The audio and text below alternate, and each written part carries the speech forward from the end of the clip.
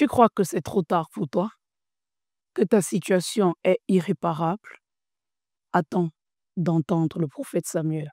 Ce qu'il a vécu, c'est brut, c'est réel, mais c'est surtout rempli de grâce. Bienvenue sur Pécheur sauvé par grâce. Il va te transformer. Viens que le Fils il va te transformer. Frérot, jusqu'à quand tu vas te conformer?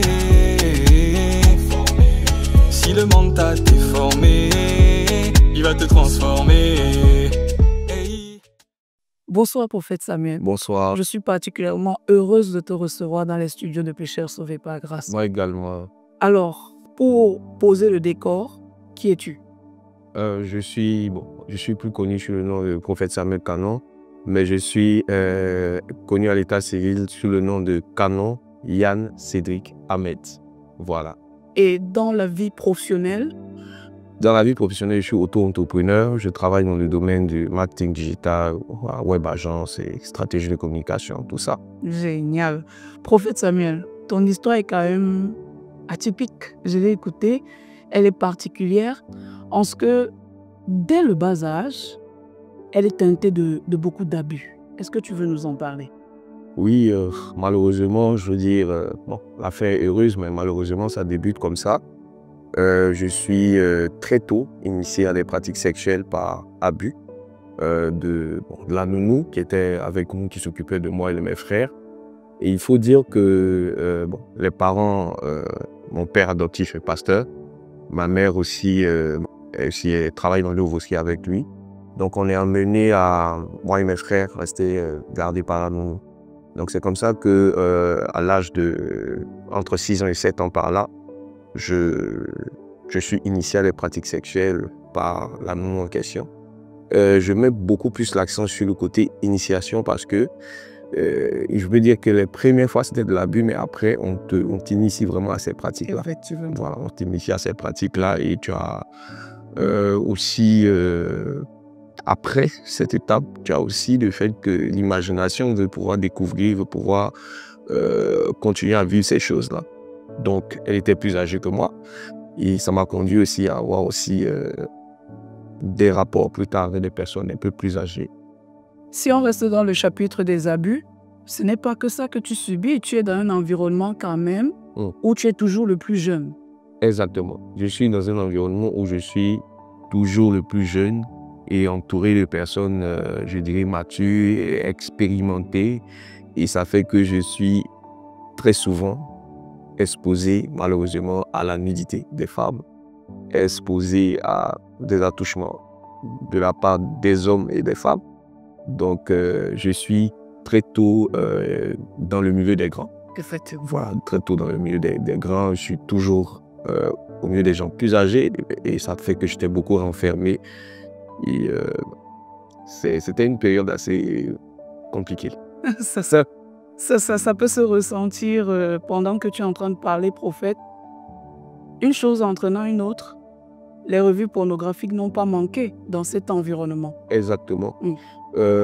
Déjà, il faut dire que quand tu es dans l'environnement des grands, des personnes plus âgées, des personnes qui ont plus d'expérience, il se trouve que souvent, ils peuvent laisser traîner quelques revues. Effectivement. Ils peuvent laisser traîner quelques objets qui excitent ta curiosité. Mais moi, je ne dirais pas excite ma curiosité parce que c'était des choses dont j'avais déjà eu connaissance, voilà, par l'abus. Donc, ça faisait que ça amplifiait encore, je dirais, mon imagination. Ça donnait j'étais vraiment assiégé, hanté par des pensées sexuelles. Ouais. Et malheureusement, ça ouvre la porte à plusieurs vices. Oui, plusieurs vices, parmi lesquels la pornographie et la masturbation. Le point que j'aimerais donner par rapport à la pornographie, certainement quelqu'un me suit et ces personnes étaient captives de la pornographie. J'étais tellement addict à la pornographie que je me rappelle dans le temps, je classais même les dossiers de films et tout ça. J'étais addict, un addict passionné des films pour la pornographie. Voilà. Et la masturbation et ce que... Et d'autres choses comme ça, semblables. Et je suis vraiment dans cet univers-là. Et Donc, c'est l'abus, l'initiation qui ouvre la porte à toutes ces choses. Effectivement. Voilà.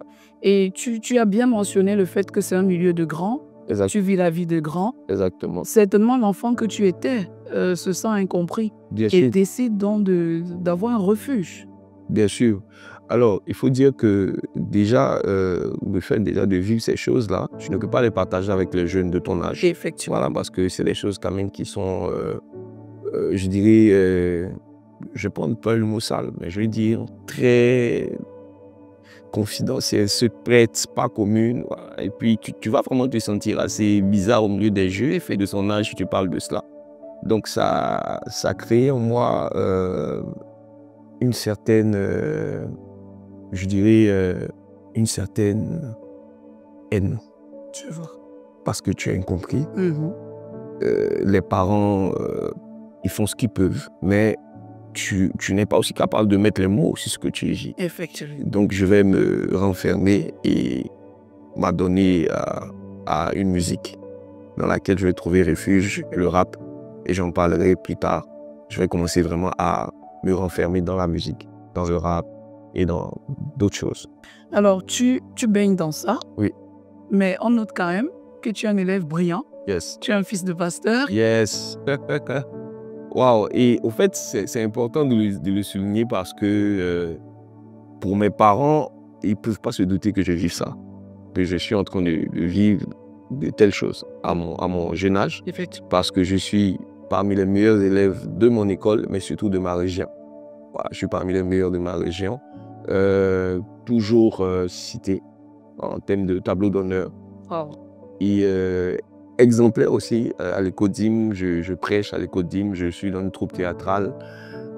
C'est vraiment un enfant qui est très différent de ce qu'il est en réalité. Dans le secret. Dans le secret. Donc pour les parents, on ne peut même pas se douter que tu vis ça en fait. Que tu vis ça. Je vois bien ça, prophète. Donc, tu vis cette double vie, si on peut l'appeler comme ça. Exactement. Jusqu'à ce que survienne la crise en Côte d'Ivoire. Oui. Effectivement, la crise en Côte d'Ivoire a été un événement marquant de ma vie. Il faut dire que après la crise, on sait un peu combien de fois ça a joué un peu sur le côté financier, sur des commerçants, des travailleurs. Et mon père aussi pasteur, n'en a pas aussi échappé. Donc on a commencé à vivre une précarité sans pareil. Voilà, quand j'ai dit une précarité sans pareil, c'est-à-dire quoi, on était d'abord d'un point zéro, jusqu'à ce que Dieu, par sa grâce, nous stabilise financièrement. Et quand on est retourné à l'étape de précarité, on a vécu une précarité plus que ce qu'on avait avant. Donc c'était un choc. C'était un choc. Et ça va nous emmener à déménager, aller de maison en maison. Oui. Voilà, parce que c'est vraiment un peu compliqué. Et malheureusement, ça va faire que je vais commencer à me retrouver dans de mauvaises compagnies parce qu'il faut pouvoir manger à sa faim. Et il faut surtout pouvoir... c'est un choc parce que tu as un milieu de vie et tu te retrouves aujourd'hui à ne plus être capable de pouvoir vivre continuellement dans ce milieu de vie. Donc, même si les parents font l'effort de te donner ce qu'ils peuvent, tu en veux toujours plus. Effectivement. Voilà, tu en veux toujours plus et ça m'a conduit à avoir des amis vraiment que je ne souhaite pas. Voilà, pour d'autres enfants. Effectivement. Donc ça t'introduit, en fait, cette précarité t'introduit dans un autre cycle de vice, on va dire ça comme ça. Exactement. Et là, surgit des amis qui étaient dans des pratiques comme la drogue. Donc je vais toucher à la drogue. Ils étaient dans des pratiques comme des palades de groupe à la machette. Donc, je vais commencer à fréquenter un milieu et je précise toujours que je suis toujours le plus jeune, voilà, parmi tous les autres. Et donc, je vais être initié à ces choses-là et je vais passer pratiquement mon temps dehors, boire, fumer, des palabres. Oui. Et ça me permettait aussi de pouvoir aussi avoir un peu à manger. La pornographie et la masturbation demeurent. Demeurent toujours parce que, comme j'ai dit, c'est... J'en parlais certainement à la fin, mais il n'y a que Jésus qui peut restaurer un enfant qui a été touché dans son enfance à partir, n'est même pas 10 ans, Effectivement. 7 ans. Donc c'est ancré en moi et je mène toujours cette double vie. Je précise aussi que j'étais pianiste à l'église. Voilà, et je mène toujours cette double vie. On est d'accord, prophète, qu'on ne peut pas mener une telle vie Yes. sans que ça ait un impact sur la vie scolaire de l'élève que tu étais. Effectivement. Et au fait, c'est à cette période-là que mes parents vont commencer à... Se douter de quelque chose. Que quelque chose ne va pas. Parce que moi, j'étais un élève non seulement brillant, mais j'aimais beaucoup l'école. Ok. Donc, mon père, je tiens une anecdote de mon père, il disait qu'avant, lorsque tu veux me donner une punition qui va me faire mal, il faut me dire tu ne vas plus à l'école. Donc, il connaissait mon attachement pour l'école. Effectivement. Et il a commencé à constater que j'ai commencé à avoir de très mauvaises notes. Très mauvaises notes, mauvais résultats. Quelqu'un qui était toujours parmi les majors, qui peine à avoir la moyenne. Effectivement. Et là, dans sa tête, ça crée un choc. Je développe aussi des caractères de violence. Effectivement. Voilà. Malheureusement, une fois, il va arriver que je me comporte d'une certaine manière et ça me pousse à être dans la rue. Oui, ça pousse papa. Voilà. Et exactement, ça pousse papa à, bon, déjà d'un premier temps de décider de me mettre dans un cocon familial un peu plus, je dirais, plus adapté où je pourrais nettement grandir mieux. Mais avant ça, il faut dire que je suis un peu à la rue. Effectivement. Voilà, je suis un peu à la rue. Donc, cette vie que tu mènes amène malheureusement un déséquilibre familial qui t'amène dans la rue.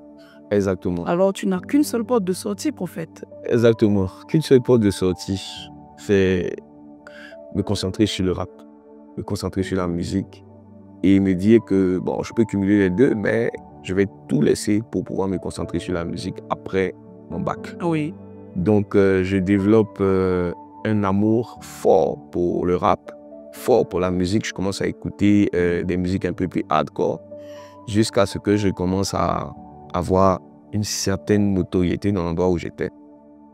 Et je vais commencer à vivre des expériences auxquelles je n'avais jamais pensé. Ça nous intéresse. Parle-nous de ces expériences. Alors, ma première expérience se passe lorsque je devais avoir un featuring avec un rappeur qui venait de la France, un jeune rappeur qui venait de la France, promoteur. C'était un promoteur, non seulement d'artiste, mais il était aussi un artiste quand même. En France, je tiens à préciser ça parce que j'étais vraiment quelqu'un qui était bien parti. Ok. Donc il vient et on se capte et on doit faire un feat. Et l'instrumental qu'il me donne dans le temps, c'est un instrumental assez bizarre. C'est un artiste rappeur américain qui est versé dans des pratiques occultes. Mais l'instrumental était un mélange de musique un peu hindoue, de musique chinoise, de musique très peu commode pour moi. Et ce jour-là, je n'arrivais pas à écrire mon couplet dessus. Et j'entends une voix qui me dit, ce que tu vas faire, mets la musique pendant un certain temps, fais telle chose, pose tes actions et dors. Donc je m'exécute et quand je dors, j'ai une apparition, une vision, quelqu'un qui me dit, qui commence vraiment à me dire, voici le texte que tu dois écrire, voici comment tu dois le faire. Donc je me réveille, l'instrumental sur laquelle je ne pouvais pas écrire, ne serait-ce qu'une phrase. Oui. J'ai tout mon couplet sans faire de rature. Effectivement. Je pose ce couplet et dans le temps, quand il met ce couplet sur une plateforme française qui fait la promotion des artistes en herbe, c'est pendant plusieurs mois, c'est l'un des titres les plus écoutés. Les gens commencent à se demander quel est ce jeune-là qui rappe mais avec des mots très sombres. Donc, lorsqu'il me fait le retour, je dis en moi-même, waouh, c'est que cette chose-là, c'est quelque chose de nouveau, ça va vraiment me permettre de me démarquer. Et dès lors, tu assumes de travailler avec les esprits. Consciemment avec les esprits. Donc, j'avais régulièrement des visions des artistes très connus qui me donnaient des paroles de rap. On était souvent des jeunes de différentes nationalités. On pourra se retrouver avec des jeunes de différentes nationalités et on croisait des artistes dans les visions et ils nous donnaient. Il faut rapper comme ça, il faut dire ceci, il faut dire cela. Et une des choses que je veux dire sur ce côté-là, qui est important, c'est que j'ai commencé moi-même à être interpellé par mon manager, dans le temps manager-arrangeur, qui disait que il avait l'impression quand je rappelais qu'il y avait des choses qu'on voyait dans mes yeux. Donc je disais, c'est normal, c'est la rage, mais je savais consciemment Ce que c'était. ce que c'était. Ok. Et l'effet même de certaines de mes musiques sur certaines, la gente féminine, des personnes voulaient même, des femmes, voulaient même souffrir à moi sans me connaître, m'avoir vu juste à l'écoute de ma voix Waouh. et les textes. Donc je me suis dit, il faut que j'investisse à fond. Donc j'ai commencé maintenant à communiquer avec des esprits, voilà, parfois des voix audibles, commencer vraiment à me parler. Voici ce que je veux faire de toi. Et vient une partie très, très, très importante. Effectivement, on y est.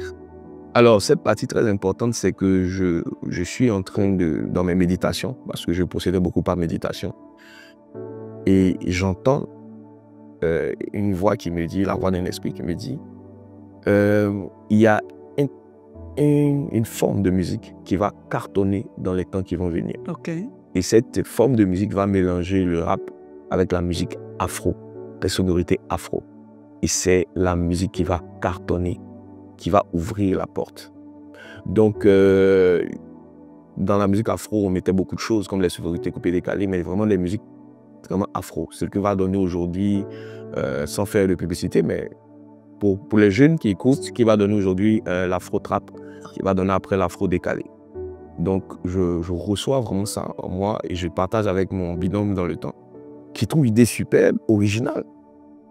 Et on voit aussi notre manager dans le temps qui, je ne sais pas par quelles circonstances, avait déjà, au fait, sur sa maquette, son ordinateur, avait déjà fait un beat qui collait de façon extraordinaire à ce que j'avais reçu. Ah. Pareil, la mélodie, le style, pareil. Et on pose dessus et à l'écoute, c'est un son qui va cartonner, qui va changer complètement ma vie. Sauf que. Je veux dire quelque chose, je bénis le Seigneur pour la vie de cet homme parce que c'est vrai qu'il travaille dans ce milieu, mais il avait quand même une conscience. Le fait que nous étions des jeunes et nous ne connaissions pas vraiment ce milieu. Donc, il va nous faire asseoir comme des petits frères et nous dit, bon, écoutez, la musique que vous faites est bonne. Oui. Mais il faut savoir que dans le monde de la musique, il y a des parrains. Ok. Il y a des parrains pour chaque type de musique. On n'avance pas sans parrain. Oui, on n'avance pas sans parrain parce que il faut dire que le monde du showbiz est balisé par des personnes qui travaillent non seulement à la promotion des clips, à la promotion des sons, mais c'est surtout ces personnes-là qui donnent la lumière, on va le dire comme ça. Oui. Et il va nous expliquer comme ça que chacune de ces personnes-là a des vices.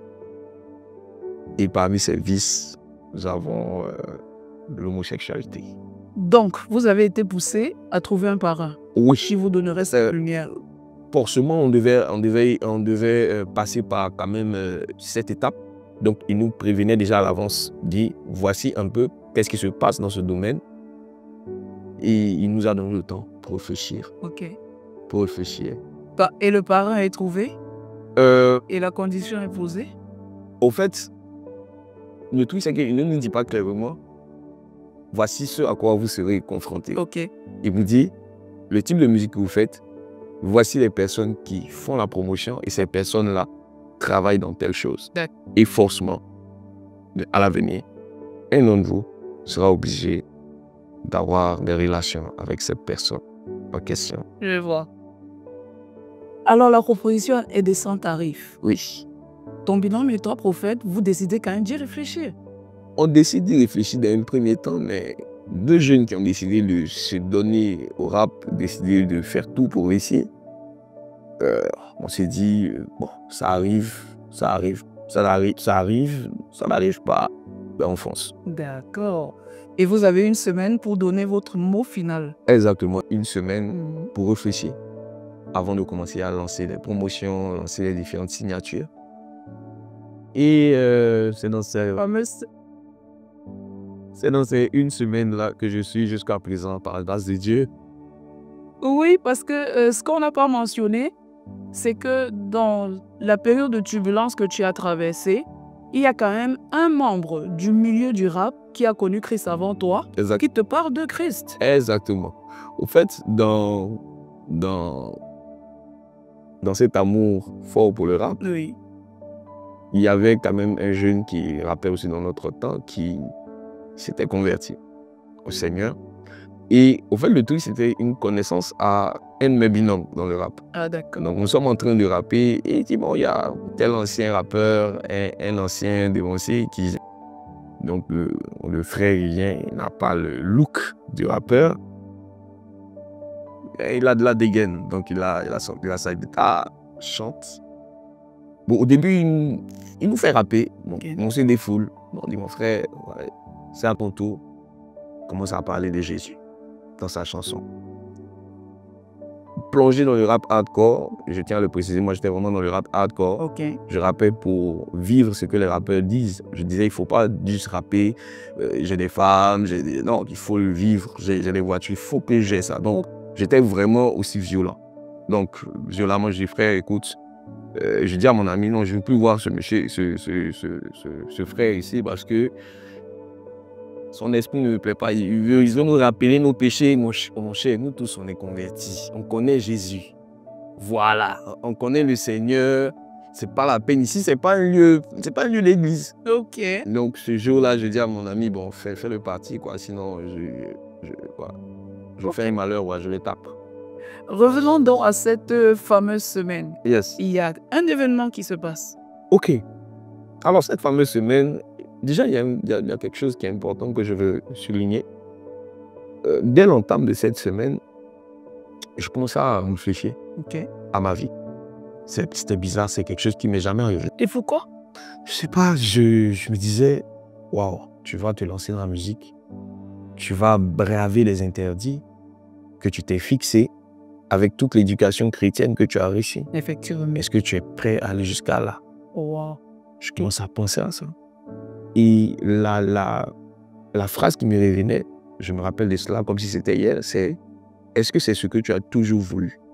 Est-ce que ce que tu es en train de vivre aujourd'hui, c'est ce que tu as toujours voulu? Est-ce que tu as voulu avoir ton premier rapport sexuel hors mariage? Est-ce que tu as voulu toucher à la drogue? Est-ce que tu as voulu entrer dans tous ces vices? Est-ce que c'est ce que tu as voulu au départ? » Et j'ai vu qu'au départ, je n'ai jamais voulu ça. Ça n'a jamais été quelque chose qui m'a attiré. Mais j'ai sombré, au fait. J'ai sombré et j'ai oublié, en réalité, cette bonne semence qui était en moi. Effectivement. Mais moi, je tuais cette pensée parce que je me disais, non, ça va t'empêcher d'aller à ta gloire. La porte de la gloire est ouverte.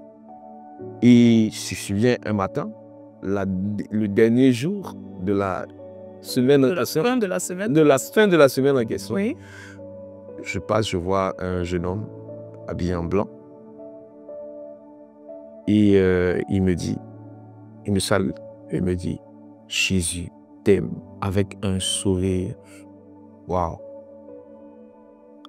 Je le regarde, je croise dans la rue, je ne le connais pas. Je le salue. Et bon, pour rigoler, je dis, waouh, si aujourd'hui, en revenant, quelqu'un me parle de Jésus, moi je donne ma vie à Jésus. Et je commence à rire, j'ai pris mon taxi et je précise que pendant que je faisais tout ça, j'étais à l'église, j'étais pianiste à l'église. Oui. Voilà, j'étais pianiste à l'église, je servais à l'église chaque dimanche. Donc, je reviens de mon culte et je croise cet ami-là. Le fameux ancien rappeur, l'homme à la guitare. Et cette fois-ci, je croise comme ça sur la rue et il me dit, ah, comment tu vas? Et tout, ça fait longtemps et tout ça. Et à son habitude, il va commencer à parler de Jésus. Mais là, pour le coup, je ne suis pas agacé. Oui. Parce que je me rappelle de l'action qui s'est passée le matin. Effectivement. Je me rappelle ce que j'ai dit. Et je me dis, est-ce que ce n'est pas le Seigneur qui est en train de me dire, à ces derniers jours de cette semaine, effectivement, c'est le temps de rentrer à la maison. J'ouvre mon cœur. Il parle avec moi. Et je veux préciser quelque chose. Dis. Je suis fils adoptif d'un pasteur. Donc j'ai grandi dans le milieu ecclésiastique. Effectivement. Donc les histoires de la Bible, Daniel, Tu les connais. Moïse, je les connais par cœur. Donc quand il vient vers moi, il y a cet esprit de supériorité. Effectivement. Ouais, écoute, moi je suis enfant de pasteur, c'est pas parce que tu me vois faire des choses, frère. Nous on a grandi dans l'église. Donc à chaque fois qu'il parle, lorsqu'il va citer Moïse, moi je vais lui dire, ben, Moïse, il a divisé la mer. Lorsqu'il va me parler de Daniel, je dis la force au lion. Donc le Saint-Esprit a inspiré ce frère à me dire, mais tu connais toutes ces histoires-là? Tu les connais? Et je dis, oui, je les connais. Il dit, est-ce que tu crois en ça? Je dis, oui, je crois en ça. Il dit, si tu crois en ça, tu dois croire que l'enfer et le paradis existent. Et si l'enfer et le paradis existent, si tu meurs aujourd'hui, où vas-tu? Et j'ai dit très sincèrement, je sais que si je meurs aujourd'hui, je vais en enfer. Je sais. Pour le coup, c'était sincère. C'était sincère. Et je lui ai dit, tu sais, moi j'aimais Jésus avant. Mais avec tout ce qu'on a vécu, tout ce que mes parents ont vécu, il y a une haine pour Dieu qui s'est installée dans mon cœur. Avec tout ce qu'on a vécu, tu peux avoir une révolte contre Dieu. Oui. Et il va maintenant me parler vraiment du fait qu'au fait, Jésus peut revenir maintenant. Ok. Donc, le temps que moi je finisse de guérir de ma haine et tout ça, Oui. s'il vient et que le paradis et l'enfer existent, je vais en enfer. Je veux pour le coup dire une histoire qui m'a aidé aussi. Ok. Lorsqu'il me parle de l'enfer et du paradis, dans ma pensée, et je crois que ça va toucher une autre catégorie de personnes, je me dis, je vais vivre ma vie. Je vais être une star dans le monde. Ok. Et aux environs de mes 50, mes 60 ans, je me donne à Jésus. Et voilà, c'est fait. Et je disais toujours même à mes amis rappeurs, je me rappelle dans le temps, je disais, moi, je vais me faire de l'argent. Et après, je laisse votre affaire de rap, je vais à Jésus. Là, mon âme est sauvée. Ok. Et il m'a parlé de l'enfer du paradis. Mais je vais dire que, au fait, cette étape est très importante parce que quand il me disait que, est-ce que tu sais si Jésus peut venir maintenant? Ou est-ce que tu peux mourir maintenant? Parce que si tu ne vas pas à Jésus, c'est Jésus qui va venir à toi. Effectivement. Je me rappelle dans le temps que j'avais vu une revue. Et ça, je l'ai dit pour tous les jeunes qui m'écoutent. Une jeune dame, une jeune écolière, va se rendre à la maison après ses cours. Comme à son habitude, se changer, manger et repartir. Mais ce jour-là, malheureusement, elle entre. Elle revient des cours, elle entre à la maison et elle va se doucher. Ok. Malheureusement, des fils mal connectés vont créer une électrocution au niveau de la pompe. Oui. Elle tombe net dans la douche, elle décède. Et je me suis rappelé, je me dis, est-ce qu'elle avait prévu que cela allait arriver? Est-ce qu'elle avait prévu que lorsqu'elle allait entrer dans la salle de bain, elle n'allait plus jamais ressortir? Et je me suis rappelé ces choses. C'est que la mort peut venir à n'importe quel moment. Donc j'ai décidé ce jour-là d'accepter Jésus-Christ. Ça, c'est une histoire magnifique. Wow. Et donc, tu acceptes Jésus, Yes. ce n'est pas tout. Oui. Il y a quand même un parcours après Jésus. Oui. Ah, un gros parcours. Effectivement, est-ce qu'en 2-3 mots, tu peux quand même nous brosser ce parcours que D'accord. tu empruntes après que tu aies couvert ton cœur au Christ? Ok, déjà, pour ceux qui ont déjà une petite gloire dans le monde, même si c'est dans un petit périmètre, le fait d'accepter Jésus, tu dois affronter les regards des autres. Effectivement. Tu dois perdre des amitiés. Tu dois accepter de perdre ta notoriété pour Jésus. Et c'est la chose la plus difficile. Pourquoi? Parce que si tu es quelqu'un de, je veux dire, qui n'est pas vraiment connu, d'ordinaire, ben, ta vie ne regarde personne. Effectivement. Mais quand tu es celui-là qui a entraîné plusieurs jeunes dans le rap, dans la masturbation, la pornographie, tu es un caïd. Donc le caïd se convertit, ben écoute, les jeunes vont lui rappeler non, mais c'est toi qui nous as dit ça. Exact. Donc la nostalgie et l'envie de garder son titre, c'est les filles avec qui on est. Exactement. c'est tout un parcours de renoncement à soi. Ah, ça. C'est comme ça que je peux le déterminer. Un renoncement à soi. C'est-à-dire que Dieu te fait comprendre que tout ça, c'est de la boue. Mais les autres te font comprendre que non, écoute, tu peux toujours, tu vois, aller à l'église et continuer d'être la star parce que tu ne veux pas perdre cette chose. Donc, si je peux résumer ça en un mot, c'était le renoncement à soi. Il a fallu que je renonce à moi-même. Et j'ai envie de te demander, prophète Samuel, qu'est-ce qui t'aide? Tu le dis d'ailleurs, ce n'est pas quelque chose de facile. Qu'est-ce qui t'aide dans cette étape-là? Ce qui m'aide dans cette étape, en plus d'avoir rencontré la merveilleuse personne du Saint-Esprit, oui, voilà, c'est la communion fraternelle. Très tôt, lorsque ce frère me parle de Jésus, je rejoins la communauté. Bon, ce n'était pas le collectif des frères en Christ à l'époque, c'était FDD, le Fils de Dieu. Ok.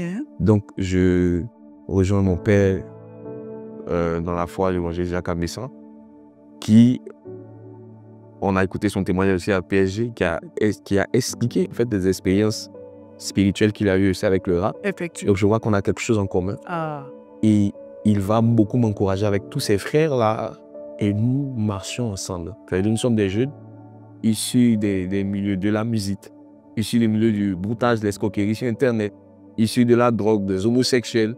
Nous étions des jeunes avec un lourd passé qui marchent ensemble. Donc, le fait de voir des personnes qui ont vécu soit des choses pareilles ou même pire, ça m'encourageait. Et je me disais, ben écoute, je ne suis pas le pire des pécheurs. Si eux, ils ont pu changer, je peux aussi changer. Donc, la communion fraternelle m'a beaucoup, beaucoup aidé. Génial. Prophète Samuel, ensuite tu passes par les eaux du baptême, bien sûr. Exactement. Je passe par les eaux du baptême c'est comme une concrétisation de tout ce que j'avais déjà vécu. Parce que j'avais déjà reçu le Seigneur. Moi, je me définis un peu comme le corneille. Donc, je reçois l'Esprit et puis après, on dit, bon, il faut te baptiser. Donc, je me baptise parce que je ne dis pas, non, j'ai reçu le Saint-Esprit, je ne me baptise pas, non. Je me dis, si tu as reçu Jésus, qui peut le plus? Fais le moins. Donc, si accepter Jésus-Christ est quelque chose de, je vais dire, de grand, le baptême, c'est la justice de Dieu. Donc, je me baptise automatiquement. Oh, trop belle histoire, prophète. J'ai envie de crier gloire à Dieu. Amen. Et donc, qui est, à l'entame de mon propos, j'ai dit prophète Samuel. Qui est Samuel Canon aujourd'hui? Samuel Canon est d'abord un homme marié, par la grâce du Seigneur. J'ai 2 merveilleux enfants. Je suis disciple passionné de Jésus et je suis restauré et je suis un pécheur sauvé par grâce. Amen. Voilà. Donc aujourd'hui, ma vie est différente. Ma vie n'est pas celle que l'ennemi avait prévue. Je suis pasteur résident de l'église MSA au Maroc. Oui. Je suis un serviteur de Dieu, un passionné du Seigneur. Je reçois des chants nouveaux qui bénissent plusieurs. Certains connaissent les chants, ils ne connaissent pas la personne. Effectivement. Gloire soit rendue à Jésus. Mais aujourd'hui, ma vie est complètement différente de comment elle a commencé. C'est pour ça que quand j'entamais, je disais, ça a commencé d'une façon malheureuse, mais la fin est bien heureuse avec Jésus. Et nous crions Alléluia. Chaque histoire est unique, prophète Samuel. Yes. Mais la main de Dieu reste pareille finalement. Effectivement. Elle ne change pas. Effectivement. Merci beaucoup d'avoir partagé ton histoire avec nous. Merci à vous. C'était donc Pécheur sauvé par grâce, une histoire vraie, un cœur transformé. On se retrouve très bientôt pour un nouveau face-à-face avec la grâce.